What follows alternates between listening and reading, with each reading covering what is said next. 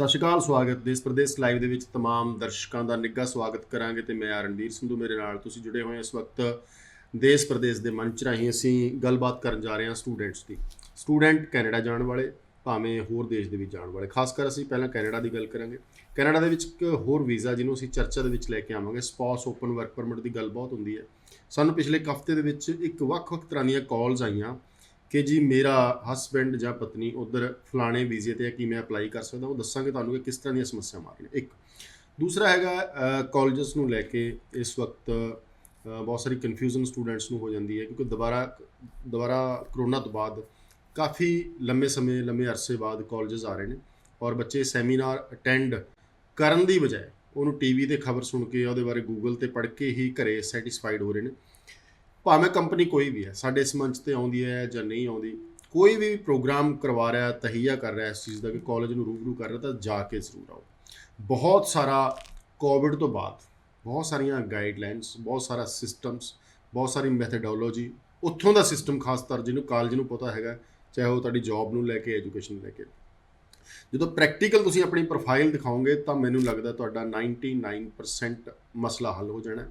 ਔਰ ਨਾਲ ਉਹਦੇ ਜਿਹੜੀ ਕੰਪਨੀ ਨੂੰ ਤੁਸੀਂ ਦਿਖਾਉਣ ਜਾਣਾ ਹੈ ਆਪਣੇ ਕਾਗਜ਼, ਉਹਨਾਂ ਦਾ ਰਿਪਰੈਜ਼ੈਂਟੇਟਿਵ ਉੱਥੇ ਹੋਊਗਾ, ਕੰਸਲਟੈਂਟ ਉੱਥੇ ਹੋਊਗਾ, ਉਹ ਵੀ ਤੁਹਾਨੂੰ ਨਾਲ ਵੀਜ਼ਾ ਪ੍ਰੋਸੈਸ ਦੱਸੂਗਾ।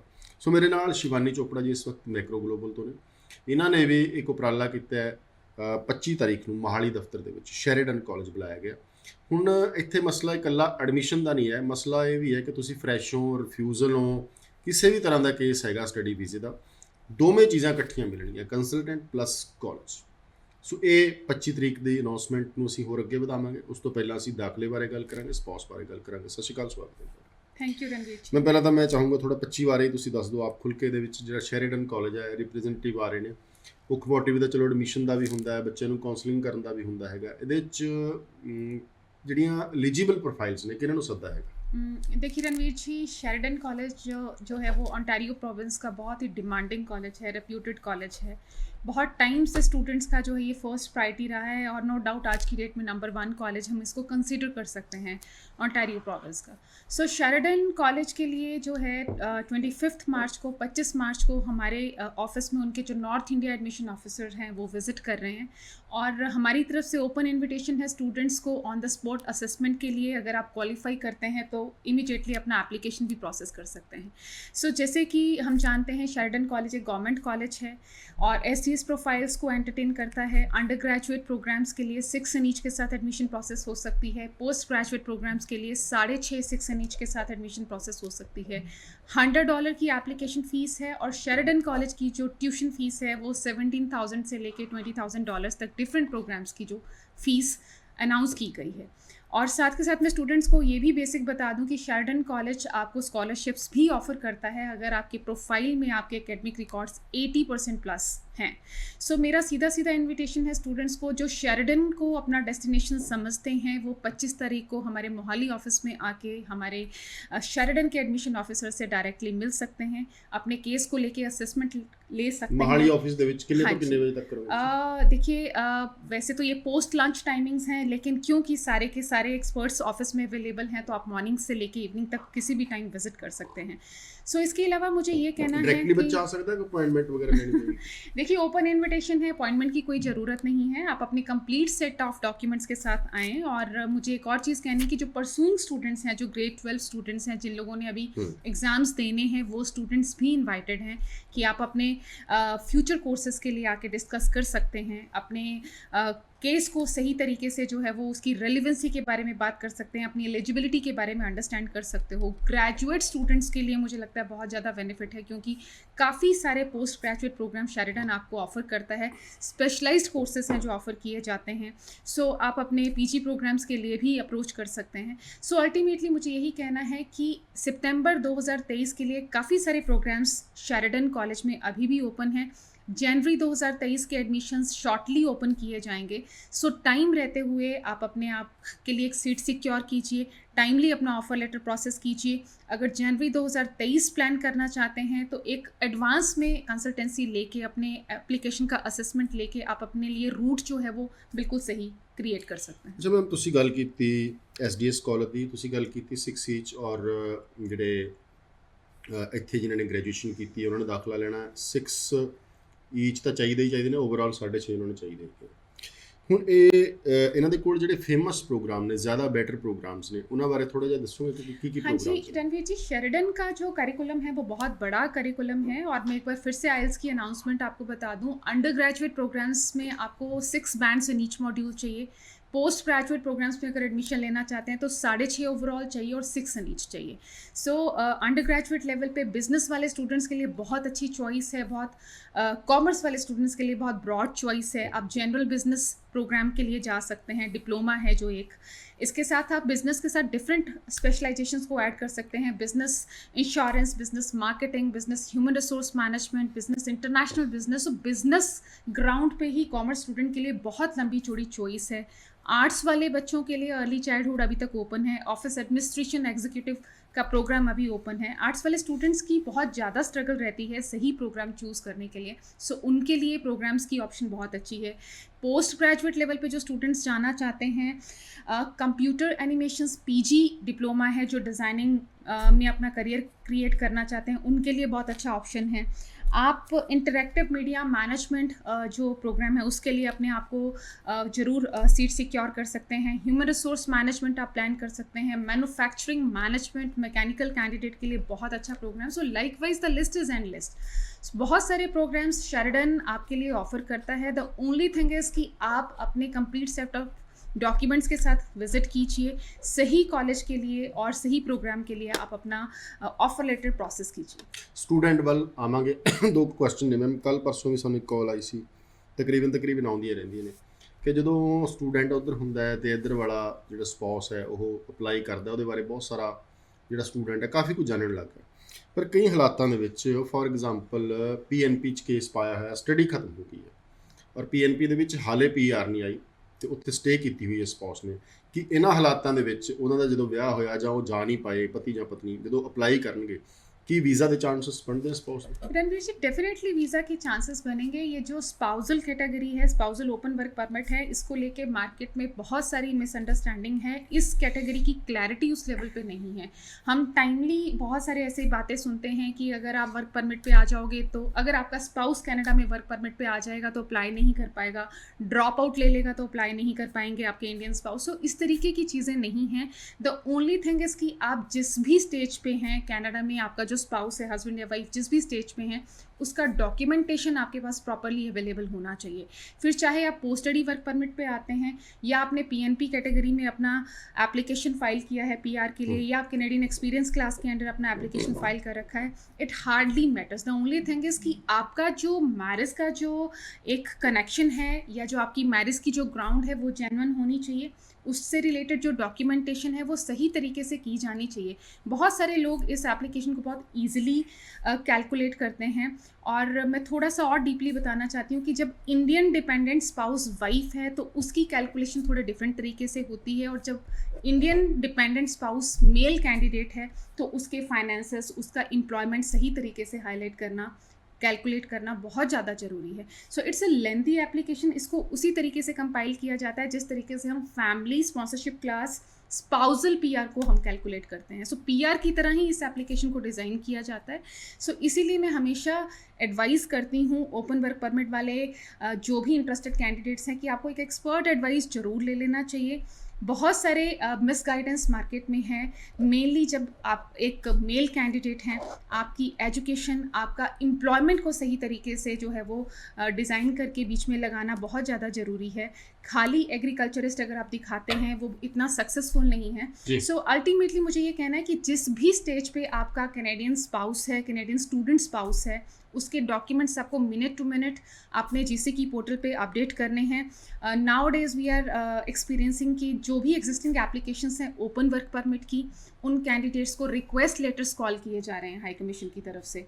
सो उन रिक्वेस्ट लेटर्स में आपका जो अपडेट है रिलेशन को लेके, आपका 6 महीने या साल आपकी एप्लीकेशन होल्ड पे रही है, उस टाइम पे आपका रिलेशनशिप स्टेटस क्या रहा है, उसके डॉक्यूमेंट्स कॉल किए जा रहे हैं। या आपका जो भी कैनेडियन स्पाउस है, स्टूडेंट स्पाउस कनाडा में है, उसका एम्प्लॉयमेंट का जो स्टेटस है उससे रिलेटेड डॉक्यूमेंट्स कॉल किए जा रहे हैं। सो इस तरीके से ये जो रिक्वेस्ट लेटर्स आ रहे हैं वो यही इंडिकेट करते हैं कि आपको अपने जो भी आपका केस है जो भी आपकी कैटेगरी है उसको लेके इमिग्रेशन को हर तरीके से अपडेट करना चाहिए। मैम एक परसों चौथे ਸਾਨੂੰ ਕਾਲ ਆਈ ਬੱਚੇ ਦੀ ਕਿ ਲੜਕੀ ਸੀ ਕਿ ਮੈਂ ਸਿੰਗਾਪੁਰ ਪੜ੍ਹ ਕੇ ਆਈ ਹਾਂ 2 ਸਾਲ 17 ਤੇ 18 19 ਦੇ ਵਿੱਚ ਵਾਪਸ ਆ ਗਏ। ਉਹਨਾਂ ਨੇ ਉੱਥੇ ਹੀ ਪਹਿਲਾਂ ਅਪਲਾਈ ਕੀਤਾ ਕੈਨੇਡਾ, ਰਿਫਿਊਜ਼ ਹੋ ਗਿਆ, ਫਿਰ ਅਪਲਾਈ ਕੀਤਾ ਆਸਟ੍ਰੇਲੀਆ, ਫਿਰ ਰਿਫਿਊਜ਼ ਹੋ ਗਿਆ, ਫਿਰ ਅਪਲਾਈ ਕੀਤਾ USA, ਫਿਰ ਰਿਫਿਊਜ਼ ਹੋ ਗਿਆ। ਫਿਰ ਉਹਨਾਂ ਦੀ ਮੈਰਿਜ ਹੋ ਜਾਂਦੀ ਹੈ ਇੱਕ ਲੜਕੇ ਨਾਲ ਜਿਹੜਾ ਕੈਨੇਡਾ ਦੇ ਵਿੱਚ ਅੱਜ ਕੱਲ੍ਹ ਵਰਕ ਪਰਮਿਟ 'ਤੇ ਹੈ। ਅਤੇ ਉਹਨਾਂ ਦਾ ਇਹ ਸਵਾਲ ਸੀ ਕਿ 3 ਦੇਸ਼ਾਂ ਦੇ ਵਿੱਚ ਅਪਲਾਈ ਕੀਤਾ, ਚਲੋ ਦੋਵਾਂ ਦਾ ਤਾਂ ਪੱਕਾ ਹੀ ਹੈ ਕਿ US ਕੈਨੇਡਾ ਦੇ ਵਿੱਚ ਜਿਹੜੀ ਇਨਫੋਰਮੇਸ਼ਨ ਮੈਚ ਹੋਣੀ ਚਾਹੀਦੀ ਹੈ। ਜਾਣਕਾਰੀ ਬਹੁਤੀ ਹੈ ਨਹੀਂ ਕੀ ਅਪਲਾਈ ਕੀਤਾ ਸੀ, ਉੱਥੋਂ ਹੀ ਕਾਲਜ ਨੇ ਕਰਵਾਤਾ, ਜਿਹੜੇ ਕਹਿ ਕੇ ਲੈ ਜਾਂਦੇ ਪਾਥਵੇ ਪ੍ਰੋਗਰਾਮ ਹੈ ਨਾ। ਜੈਨੂਨ ਜਿਹੜਾ ਸਪੌਸ ਹੈਗਾ ਬਿਲਕੁਲ ਐਨ ਵਰਕ ਪਰਮਿਟ 'ਤੇ ਹੈ, ਪਰ ਉਹਨਾਂ ਨੂੰ ਇੱਕ ਖਦਸ਼ਾ ਹੈ ਕਿ ਮੇਰੀਆਂ ਰਿਫਿਊਜ਼ਲਸ ਮੈਨੂੰ ਵੀਜ਼ਾ ਦਿਵਾਉਣ 'ਚ ਕੋਈ ਅੜਚਨ ਪਾਉਣਗੀ।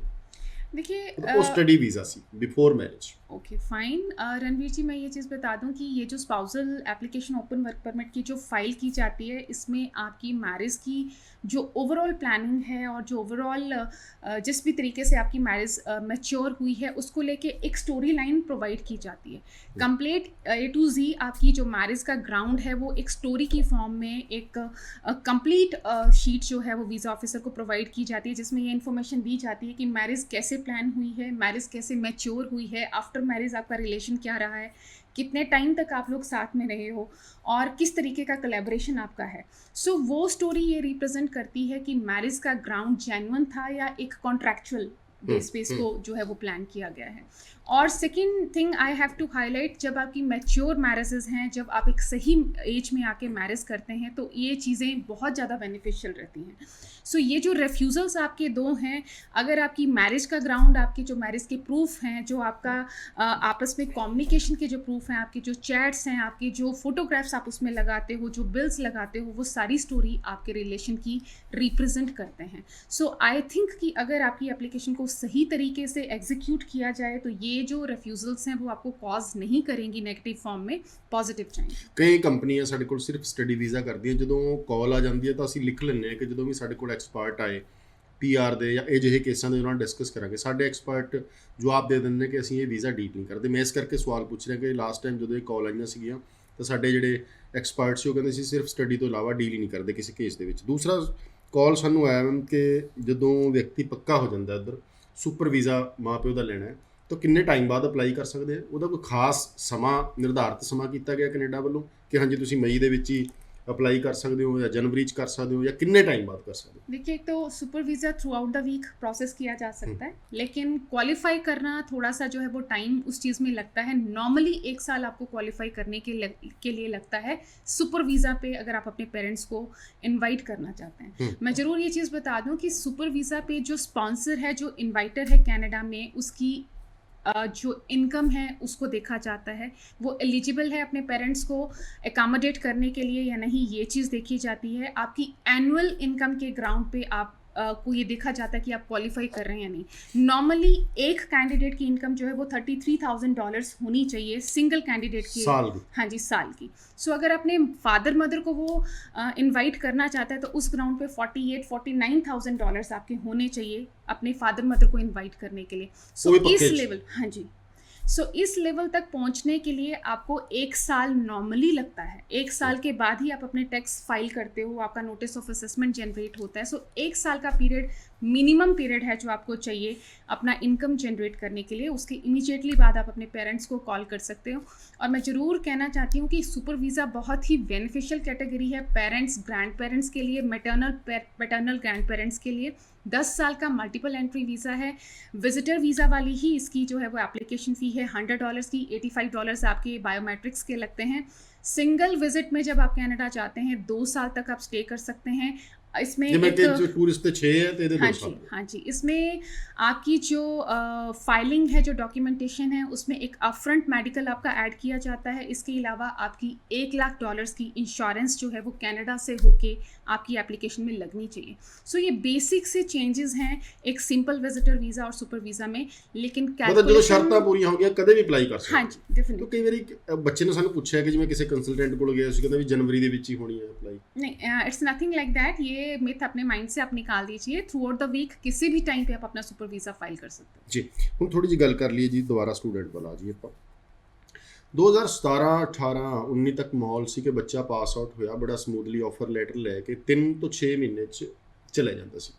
ਇਸ ਗੱਲ ਨੂੰ ਆਪਾਂ ਕਈ ਵਾਰ ਰਿਪੀਟ ਕਰ ਚੁੱਕੇ ਹਾਂ ਕਿ ਜੀ ਬੈਕਲੌਗ ਬਹੁਤ ਹੈ, ਬੈਕਲੌਗ ਬਹੁਤ ਹੈ। ਤੁਹਾਡੇ ਕੋਲ ਜਿਹੜੀ ਇਨਫੋਰਮੇਸ਼ਨਸ ਆਉਂਦੀਆਂ ਸਮੂਥ ਕਦੋਂ ਤੱਕ ਹੋਣ ਦੀ ਸੰਭਾਵਨਾ ਹੈ ਕਿ ਬੱਚਾ ਆਇਆ ਆਫਰ ਲੈਟਰ ਲਈ 3 ਤੋਂ 6 ਮਹੀਨੇ ਚਲੇਗਾ। ਜਿਹੜੀਆਂ ਹੁਣ ਗੱਲਾਂ ਨੇ ਜੀ ਪਾਸਪੋਰਟ ਗਿਆ ਜੀ, ਆਇਆ ਨਹੀਂ ਜੀ, ਮੈਡੀਕਲ ਦੁਬਾਰਾ ਅਪਡੇਟ ਕਰਨਾ ਪੈ ਗਿਆ, ਇਹ ਮੰਗ ਲਿਆ ਉਹ ਮੰਗ ਲਿਆ, ਇਹੋ ਜਿਹਾ ਕਦੇ ਵੀ ਕੈਨੇਡਾ 'ਚ ਨਹੀਂ ਸੀ ਹੁੰਦਾ। ਇਹ ਕੋਵਿਡ ਦੇ ਦਿਨਾਂ ਦੇ ਵਿੱਚ ਹੋਇਆ ਕਿ ਬੈਕਲੌਗ ਸੀ। ਉਸ ਮੁੱਦੇ ਨੂੰ ਅਸੀਂ ਡਿਸਕਸ ਨਹੀਂ ਕਰਾਂਗੇ, ਜੋ ਹੋ ਗਿਆ ਸੋ ਹੋ ਗਿਆ। ਅੱਗੇ ਕੀ प्लान्स ने कनाडा के वीज़ाज़ ਨੂੰ स्मूथ करने वास्ते?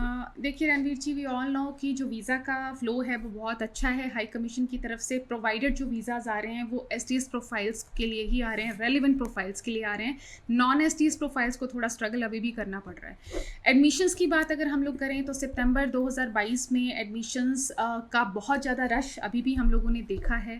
जो पुराने स्टूडेंट्स थे जिनके डेफरल्स थे या जो रिफ्यूज स्टूडेंट्स थे सेकेंड अटैम्प्ट थर्ड अटैम्प्ट में, उन लोगों ने अपने ऑफर लेटर सितंबर 2022 के लिए सिक्योर किए हैं। So likewise as I personally assess, मुझे लगता है कि जनवरी 2023 का जो इनटेक है वो भी बहुत ज़्यादा डिमांडिंग इनटेक रहने वाला है।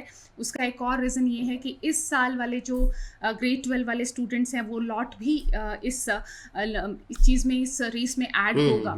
सो डेफिनेटली हम लोगों के पास जो है वो एक रश जो है वो क्रिएट होता जा रहा है, लेकिन जो एडमिशन कैपेसिटी है कॉलेजेस की या जो ऑफरिंग कैपेसिटी है वो सेम है एज़ यूजुअल। लेकिन स्टिल वी होप कि आने वाले इंटेक्स के साथ ये जो रश है या ये जो स्ट्रगल है ऑफर लेटर्स को लेके स्टूडेंट्स की वो स्मूथ होती जाएगी। ऑब्वियसली हाई कमीशन बहुत ज़्यादा पॉजिटिव है, वीज़ा का फ़्लो अब हर एक कैटेगरी में बेटर है। रादर मैं ये भी चीज़ कह दूँ कि जो फैमिली स्पॉन्सरशिप क्लास में स्पाउसल कैटेगरी पीआर है या फिर पेरेंट्स और ग्रैंड पेरेंट्स की जो पीआर है वो भी बहुत फास्ट ट्रैक एप्लीकेशंस प्रोसेस हो रही हैं, उनको भी जो है वो वीज़ा के लिए आगे प्रोसेस किया जा रहा है। So we should be very positive in case of Canada. लेकिन मैं अल्टीमेटली स्टूडेंट्स को ये कहना चाहती हूँ कि आप अपना टाइम वेस्ट मत कीजिए विंडो शॉपिंग में, यहाँ वहाँ ट्रैवल करने में, डिसीज़न लेने में। आप जितना जल्दी हो सकता है अपने लिए एक सही सीट सिक्योर कीजिए, गवर्नमेंट कॉलेज को टारगेट कीजिए, रेलेवेंट प्रोग्राम को टारगेट कीजिए, एक रेगुलेटेड कंसल्टेंट के थ्रू अपना एप्लीकेशन आप डालिए ताकि कहीं भी किसी भी ग्राउंड पे आप मिसगाइड ना हो, कोई किसी तरीके की मिसरिप्रेजेंटेशन आपकी एप्लीकेशन में ना हो। To waste the time is never advisable. इस क्रूशियल पीरियड में हम लोगों को ये चीज़ अंडरस्टैंड करनी चाहिए। बहुत ज़्यादा रश अभी भी है।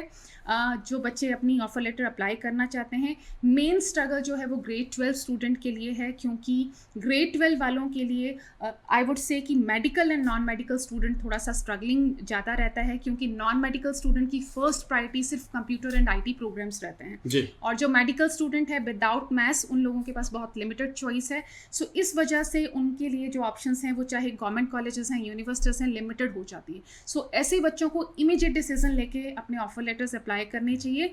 आई also have to add within that admissions for January 2023 have already started. बहुत सारे कॉलेजेस की तरफ से डेली बेसिस पे अलर्ट्स आ रहे हैं जनवरी 2023 के लिए भी। सो मुझे सिंपली ये कहना है कि जल्दी करके अपना ऑफर लेटर 2 ਮਿੰਟ ਬਚੇ ਨੇ ਤੁਹਾਡੀ ਕਨਵਰਸੇਸ਼ਨ ਦੇ ਵਿੱਚ। ਇੱਕ ਲਾਈਨ ਮੈਂ ਚੱਕ ਕੇ ਇਹਨੂੰ ਦੁਬਾਰਾ ਦੁਹਰਾਉਣਾ। ਤੁਸੀਂ ਕਿਹਾ ਕਿ ਜ਼ਿਆਦਾ ਰਿਜ਼ਲਟ, ਪੋਜ਼ਿਟਿਵ ਰਿਜ਼ਲਟ SDS ਦੇ ਆ ਰਹੇ ਨੇ, ਤਾਂ ਜ਼ਰੂਰ ਮੇਰੇ ਵਾਂਗੂ ਸਾਰੇ ਦਰਸ਼ਕਾਂ ਦੇ ਵੀ ਕੰਨ ਖੜੇ ਹੋਏ ਹੋਣਗੇ ਜਿਨ੍ਹਾਂ ਦੇ ਇੱਕ ਮੋਡਿਊਲ 'ਚ 5.5 ਨੇ, ਔਰ ਜਿਹੜੇ ਬਹੁਤ ਦਰਵਾਜ਼ੇ ਖਟਖਟਾ ਕੇ ਆਏ ਹੋਣੇ, ਵੱਖ-ਵੱਖ ਸੁਪਨੇ ਵੇਚੇ ਗਏ ਹੋਣੇ ਕੰਸਲਟੈਂਟ ਕੋਲੋਂ, ਆਹ ਕਰਾ ਦਾਂਗੇ ਉਹ ਕਰਾ ਦਾਂਗੇ।